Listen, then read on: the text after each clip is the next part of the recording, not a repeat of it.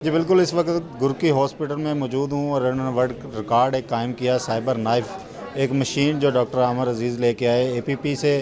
آپ نے متعدد بار ان کا انٹرویو سنا اور ہمیشہ ان کا ویژن کو آپ نے سراہا بھی، دیکھا بھی۔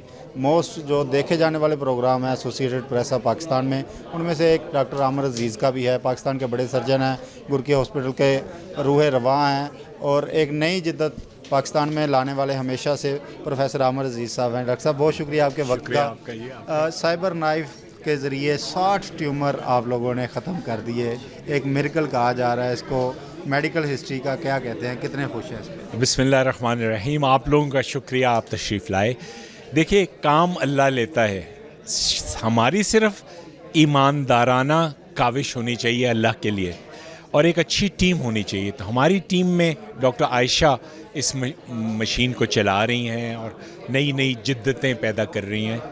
ہم مشکور ہیں سائبر نائف کراچی کے ڈاکٹر طارق کے، جنہوں نے ہمیں سب ٹریننگ وغیرہ دلوائی اور جن کو دیکھ کے ہم نے یہ مشین لگائی۔ اس مریضہ کے دماغ میں 60 چھاتی کے سرطان کے چھوٹے چھوٹے ٹیومرز تھے، اور یہ دنیا میں اتنے کبھی پہلے اس مشین سے ٹریٹ نہیں ہوئے۔ اللہ کے فضل سے 5 سیشنز لگے ہیں اس کو، وہ ٹھیک ہو کے چل رہی ہے اور گلگت بلتستان میں اپنا ہوٹل چلا رہی ہے۔ میں آپ کے توسط سے حکومتوں سے، خاص طور پہ حکومت پنجاب اور وفاقی حکومت سے گزارش کروں گا کہ ہماری پشت پناہی کریں، یہ مشینیں چلانے میں، اپ گریڈ کرنے میں، نئی لگانے میں ہماری مدد کریں۔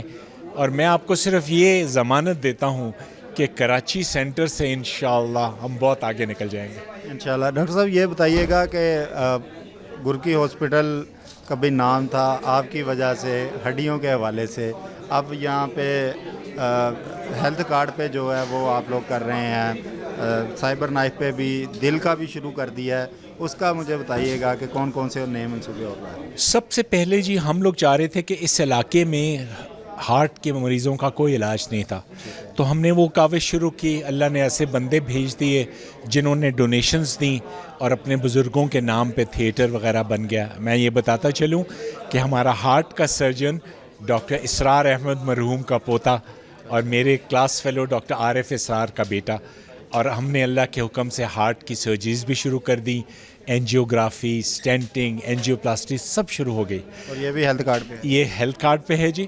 اور آپ کو مزے کی بات بتاؤں، موٹاپے کا بڑا آپریشن آج کل مشہور ہے یہاں اور بہت مہنگا ہے۔ اللہ کے فضل سے ڈاکٹر معاذ صاحب جو شالیمار کے اس کے ایکسپرٹ ہیں، ان کی سپرویژن میں وہ بھی اگلے ہفتے سے یہاں وہ بیریاٹرک سرجری بھی شروع ہو جائے گی، نیورو سرجری شروع ہو گئی۔ ہماری ڈائلیسس سینٹر اس وقت سب سے لیٹسٹ ہے، اور اب ہماری کوشش ہے کہ جلد سے جلد ہمیں میڈیکل اور ڈینٹل اینڈ الائیڈ یونیورسٹی کا چارٹر ملے، اور انشاءاللہ ہم آغا خان کو بھی پیچھے چھوڑیں۔ بالکل ٹھیک ہے ڈاکٹر صاحب، ایک بڑا نام رہا ہے ہمیشہ آپ کا ہڈیوں کے حوالے سے، تو کتنے اسٹوڈنٹ پروڈیوس کر رہے ہیں آپ پر ایئر؟ یہ آپ نے بڑی زبردست بات کی۔ ڈاکٹر اسرار مرحوم جو میرے ذہنی والد آپ کہہ لیجئے، وہ کہا کرتے تھے کہ میں نے 50 لوگ پروڈیوس کیے ہیں جو قرآن مجید کی تعلیم دنیا میں دے رہے ہیں، تو میں اللہ سے لڑ کے جا کے جنت لوں گا۔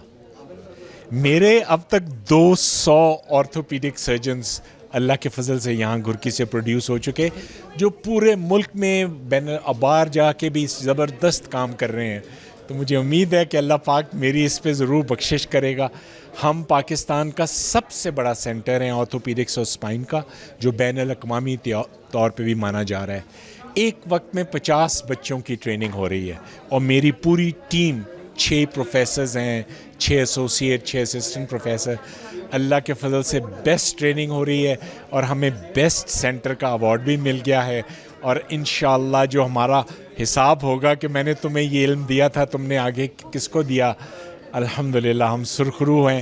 ہم نے سب سے زیادہ آرتھوپیڈک سرجنز پروڈیوس کیے، اور ہم FCPS آرتھوپیڈکس پروڈیوس کر رہے ہیں۔ ڈاکٹر صاحب کتنے آپریشن آپ کرتے ہیں ماہانہ؟ زبردست سوال جی۔ اللہ کے فضل سے ہم نے کووڈ میں ایک دن چھٹی نہیں کی۔ ہم صبح بسم اللہ الذی لا یضر مع اسمہ شیء فی الارض ولا فی السماء وہو السمیع العلیم پڑھ کے روز کام کرتے ہیں. پچھلے سال میرے ڈپارٹمنٹ نے 12,000 میجر آپریشنز کیے ہیں جو پاکستان میں کہیں پہ بھی نہیں ہوئے, سرکاری ہسپتال میں بھی نہیں ہوئے. الحمدللہ 35 سے 40 آپریشن 24 گھنٹوں میں ہو رہے ہیں. 10 آپریشن تھیٹر ہیں جو 24 گھنٹے چلتے ہیں. پروفیسر عامر عزیز کی گفتگو آپ نے جانی, اور اب ہمارے ساتھ وہ ہستی موجود ہیں جنہوں نے 60 ٹیومر کا علاج کیا ہے اور ایک ریکارڈ قائم کیا ہے پاکستان کی ہسٹری میں, بلکہ دنیا کی ہسٹری میں. ڈاکٹر عائشہ آپ کو بہت مبارک کہ گرکی کے ہسپتال کے نام اتنا بڑا اعزاز چند سال لگنے پہلے سائبر نائف جیسی ٹیکنالوجی آپ لے کے آئیں. کتنا مشکل پروسیجر تھا؟ مشکل تو اتنا شاید نہیں تھا, لیکن آبویسلی بڑا ڈیرنگ تھا کیونکہ ہمیں آبویسلی ریزسٹنس بھی بہت زیادہ تھا شروع میں. اور میں نے آپ کو جیسے پہلے بتایا کہ ان کو ایک دفعہ ہول برین ریڈیشن ہو چکی ہوئی تھی, اور اتنے کم ڈیوریشن میں ود ان 3.5 منتھس میں دوبارہ پیشنٹ کو ریڈیٹ کرنا, آبویسلی اس کے اپنے سائڈ افیکٹس ہو سکتے ہیں, اپنے پروز اینڈ کونز ہو سکتے ہیں. تو ہم نے اس کو کافی ہم اسکیپٹیکل تھے کہ پتہ نہیں کیسا رزلٹ آئے گا, کہیں مریض کو خدا نخواستہ کوئی ایسے ایکیوٹ سائڈ افیکٹس نہ آئیں کہ ہمیں ٹریٹمنٹ اپنی روکنی پڑ جائے یا کچھ ایسا ہو. لیکن الحمدللہ اللہ تعالیٰ نے بڑا ساتھ دیا, مریض کی اپنی ول پاور بھی بڑی اچھی تھی.